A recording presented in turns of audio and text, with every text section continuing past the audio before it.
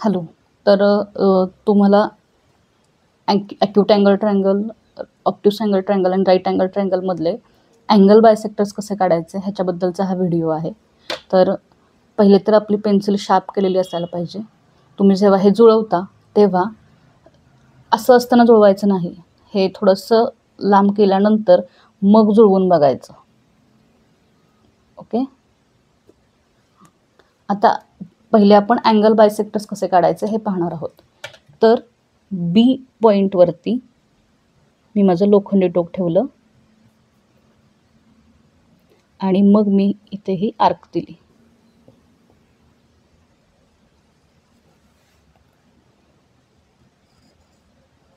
Okay. आता ह्याच्यामधलं अंतर थोडंसं वाढवायचं.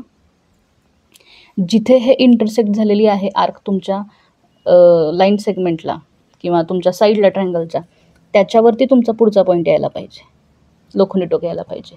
हे जे आता अंतर वाढवलेलं आहे त्या वाढवलेल्या अंतराने आपण एक आर्क देणार आहोत. आता याच्यामधलं अंतर बदलायचं नाही, ह्याला हलवायचं नाही. हे आहे असं उचलायचं आणि इकडे आणायचं, जिकडे सेकंड तुमच्या साईडला आर्क इंटरसेक्ट झालेली आहे, आणि आर्क द्यायची. आता ह्या आर्कचा पॉईंट कुठे झाला ह्या इंटरसेक्शनचा हा नोट करून घ्यायचा आणि मग पट्टीच्या सहाय्यानं बी पासून या पॉईंटपर्यंत आपल्याला काय करायचं आहे, हे जोडून टाकायचं आहे.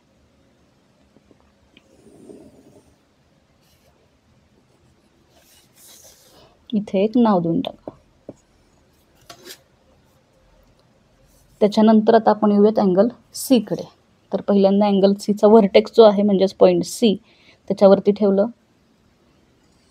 ही आर्क दिली पहिल्यांदा. त्याच्यामधलं अंतर थोडंसं वाढवलं. अंतर वाढवल्यानंतर आर्क या बाजूला जिथे इंटरसेक्ट झालेली आहे त्या पॉईंटवरती आलो आपण आणि मग आर्क दिली. आता मला ही आर्क आणि ही आर्क याची आत्ताची मी आर्क काढणार आहे आणि ही जुनी आर्क एकमेकांवर येतं असं वाटतंय, मग मी अंतर थोडंसं कमी केलं. दिली एक आर्क. आता अंतर न हलवता मी या बाजूला आले, आर्क दिली. हे इथला पॉईंट कुठे झाला तो ठरवून घेतला आणि हे जॉईन करून दिलं. इथे एक नाव देऊयात. आता सेम सगळं आपल्याला करायचं आहे अँगल एसाठी. लोखंडी टोक अँगल ए वरती ठेवलं.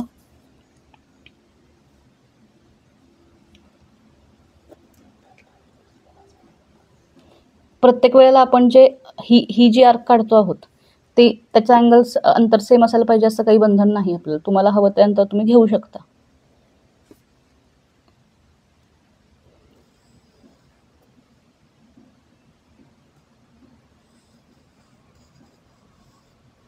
ठीक आहे. त्याच्यानंतर हे अंतर वाढवायचं आहे.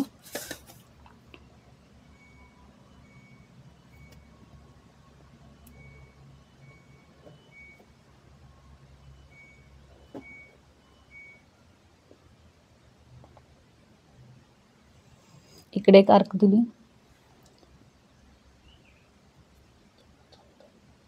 तेवढंच अंतर ठेवून इकडे एक आर्क दिली. आता हा माझा पॉईंट ऑफ इंटरसेक्शन आहे. आता मी हे जोडून टाकणार आहे.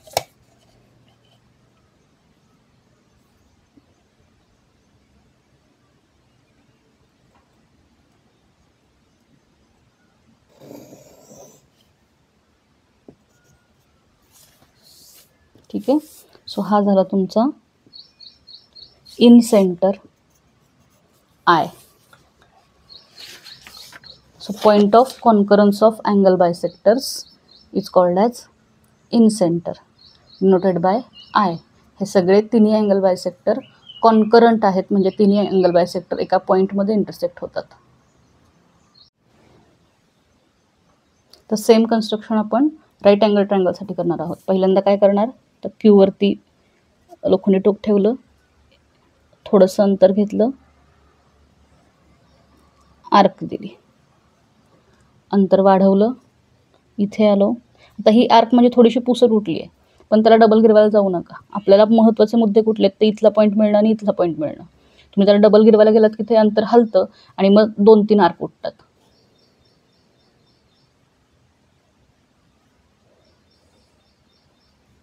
त्याच्यानंतर मी इथे आले अंतर न बदलता.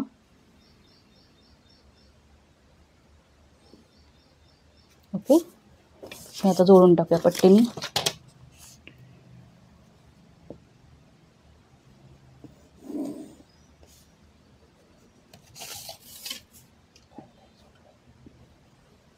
सो काय काय आपण कनेक्ट करतोय तर हा पॉईंट ट्रायंगलचा, ते ह्या ज्या 2 आर्क आहेत त्यांचा इंटरसेक्शनचा पॉईंट, हे आपण कनेक्ट करतो आहोत. आता तेच आपण आर पॉईंटकडे येऊयात. हे क्यूची आर्क आणि आरची आर्क याचं अंतर समान असायला पाहिजे असं काहीही बंधन नाही.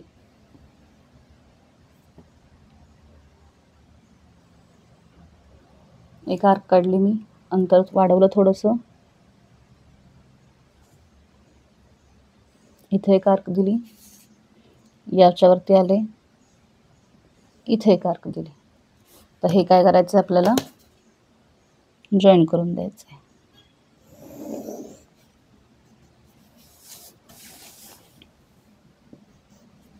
आता हेच सगळं आपल्याला पी पॉईंटसाठी करायचं आहे.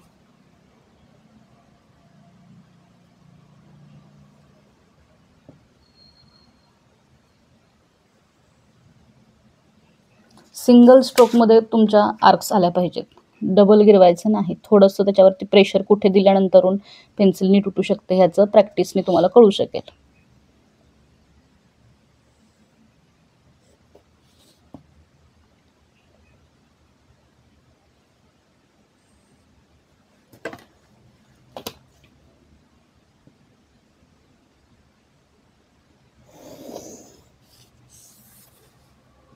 So this is your in center. Now we will see about obtuse angle triangle. सेमच कन्स्ट्रक्शन आहे, तेच. वाय पॉईंटला या, एक आर्क द्या. सॉरी, थोडंसं हल्लं माझं.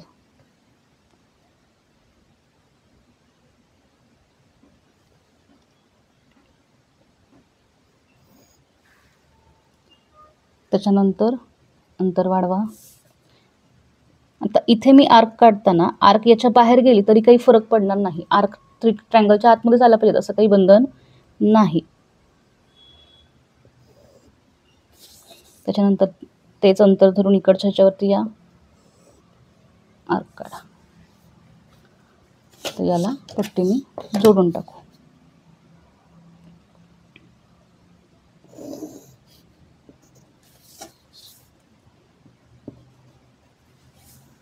आता येऊ आपण झेड पॉईंटवरती.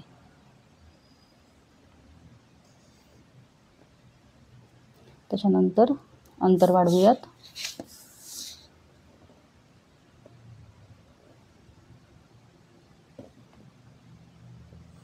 एक आर्क दिली,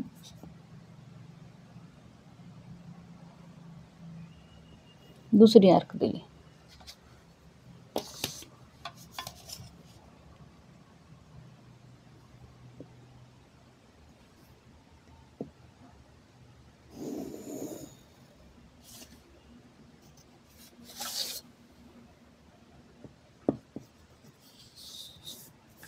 जॉमेट्रीच्या फिगर्स काढताना एक लक्षात ठेवायचं की पॉईंट नवीन आला की आधी लगेच नाव देऊन टाकायचं, नंतरून नाव देताना आपल्याला आठवत नाही की कुठे कुठे नाव द्यायचं होतं.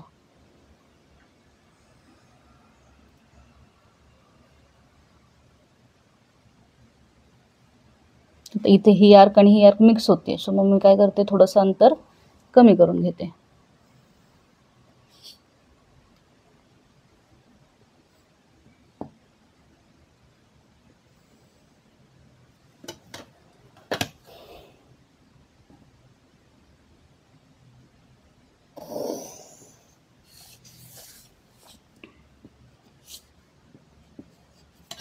So this is your in center eye.